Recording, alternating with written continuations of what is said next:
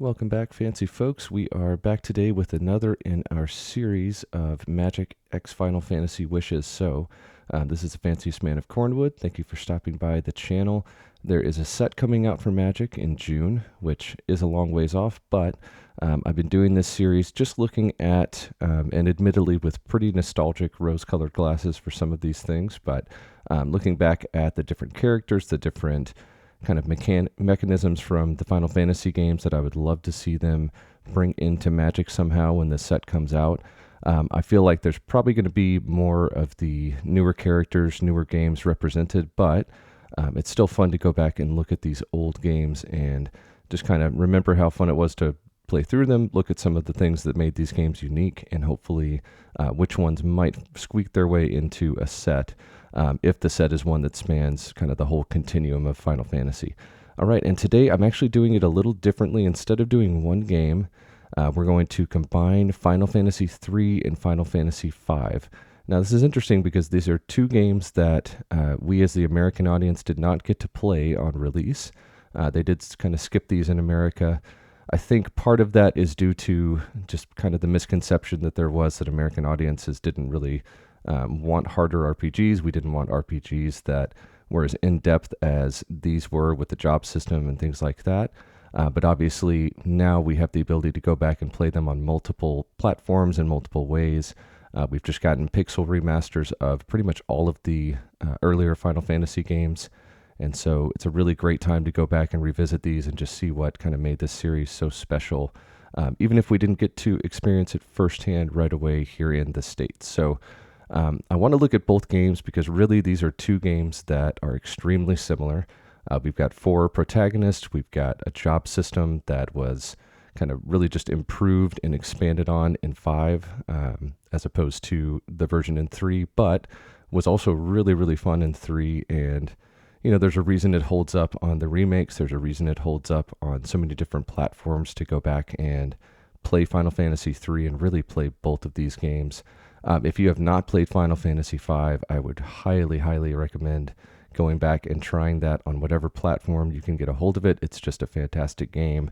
It's got a really fun story that kind of goes against the grain of some of these early RPGs. It's got some elements that are kind of outside the feudal medieval timeline that a lot of these RPGs followed, and it's just really fun to see what they did with these characters and how expansive that world was for a game that was on the Super Famicom and then the Super Nintendo equivalent there in Japan. So yeah, let's dive right in by looking at, instead of the characters, although, you know, you can see in the background that I've got a couple of my favorite characters, especially Galoof.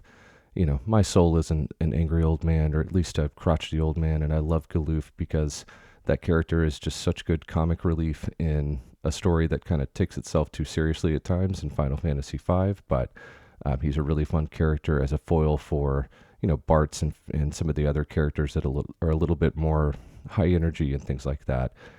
But instead of characters, what I'm highlighting here is the job system. And, you know, this was revolutionary at the time when Final Fantasy III came along. It held up so well that they came back and revisited it in Final Fantasy V. And I think there's a good reason for that, being able to mix and match all these different jobs in your party, being able to have so many different kind of functions and roles that one character could play in your party, and then actually leveling the jobs up and making them even more effective over time. Yeah, it's just a tried and true thing now, but at the time this was new. It was really fun, and it still holds up when you go back and replay these games.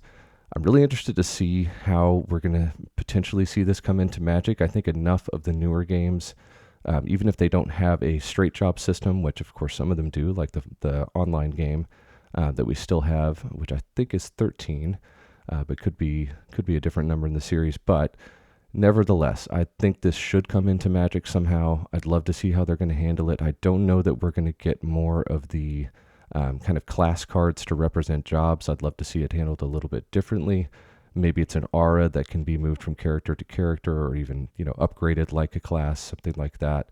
But I think it's going to be something that's more specific to maybe a legendary creature or something like that.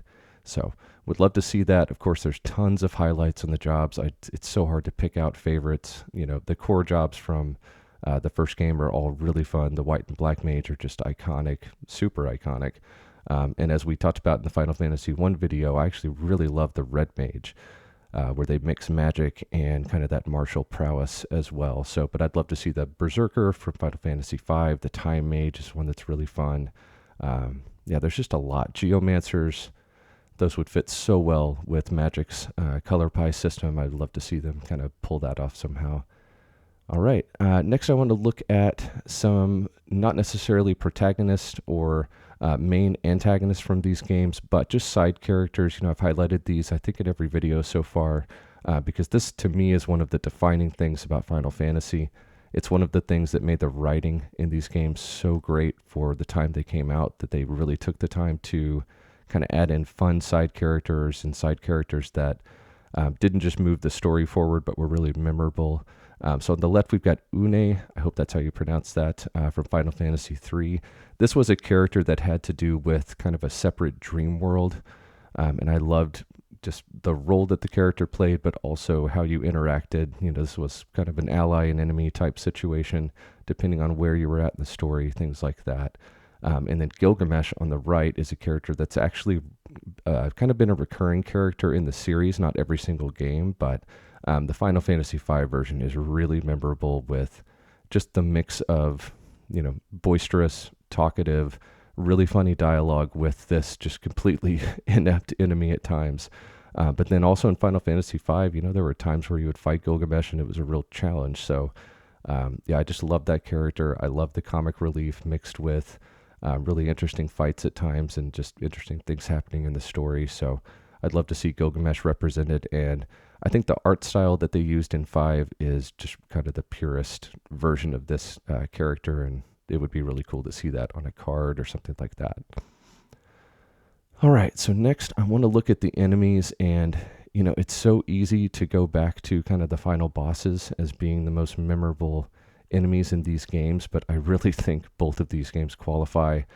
Cloud of Darkness, the first time you fight this kind of multi-phase boss fight in Final Fantasy III, it's just really cool. She has a very cool attack. Spoiler alert if you're going back and replaying these games, but the particle beam attack was one that, even going back and replaying it after I had played some of the later games, I just thought that was a cool attack to have for an enemy from this era. And then obviously her graphic design is just really cool with the kind of ghost Medusa heads and things like that. Yeah, so I'd love to see Cloud of Darkness come in on a card and, maybe be a character like the ones we've seen where you pay a mana and it becomes something else, something like that. That's something that both of these characters could do. However, on the right, we've got Exdeath, and Exdeath is just kind of rife for a flip card. It's a silly name, but Neo Exdeath was a really fun enemy to have to kind of re-encounter and deal with, and I think that would be fun to see on a card. We're going to have so many potentially really good Rakdos, or I think even Grixis, final boss characters represented in this set if they do go back and look at all the games. So Exdeath is kind of a prime candidate. Definitely one that needs to have blue in the color identity because, the magical bent was really cool. How he interacted with the story I thought was really interesting. And, even now I'll go back and replay Final Fantasy V every once in a while, and he is kind of a driving force to getting to the end of that game just to get to encounter that fight again and have to deal with Exdeath. All right, and finally, I'm just going to talk about a few locations from these games. They're both kind of dungeons/locations. On the left, we've got the Crystal Tower from Final Fantasy III. If you played through the game, this was really iconic because it was such a grueling dungeon without a ton of save points and things like that, especially if you go back and play the original version of the game. It was really a slog to get through, but it's also really rewarding when you finally got through all of the different levels, all the different boss fights, and got to that Cloud of Darkness fight especially. So I'd love to see that represented somehow, whether it's a battle or a dungeon. I'm going to keep harping on it. I really want more dungeons from this set. Dungeon is a mechanic I loved back when those sets came out for D&D, and this just seems like the perfect opportunity to expand on that and give us more. On the right, though, we've got the Library of the Ancients. This was a really fun location in Final Fantasy V. I'll be honest, it just stood out to me because I loved the idea of all the books kind of being possessed by evil spirits or demons or something like that, and just having to fight your way through a library of, all these evil books that had stuff coming at you. So that was really fun. And then also you got to explore it as just more of a static location that was interesting for the story and things like that. So anyway, if you have stuck around, thank you so much. I really appreciate you guys watching these videos. I hope you got something out of this. Comment below if you have a favorite, character, enemy, location, any of that from either of these games that you'd like to see once we get to this Final Fantasy set. And otherwise, thank you so much for sticking around. Please like and subscribe if you enjoy the content. Thanks for stopping by, and keep playing Commander.